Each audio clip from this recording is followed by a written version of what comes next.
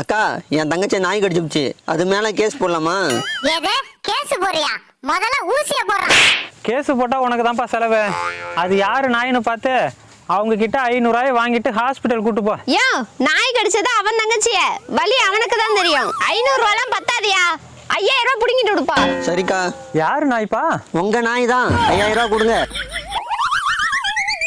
ஆத்தாடி, சரியா பேசி முடிச்சிட்டு வா.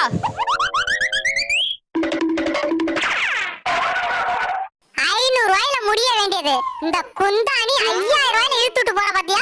சரி, நீ வீட்டுக்கு போப்பா. நான் பணத்தை எடுத்துட்டு வந்து கொடுக்குறேன். சரிங்க.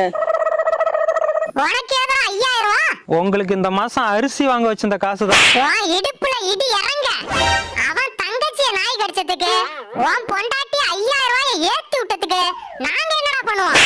ஏண்டா அவன் தங்கச்சிய கடிச்சதுக்கு ஓனர் பொண்டாட்டிய கடிச்சிருக்கலாம்ல?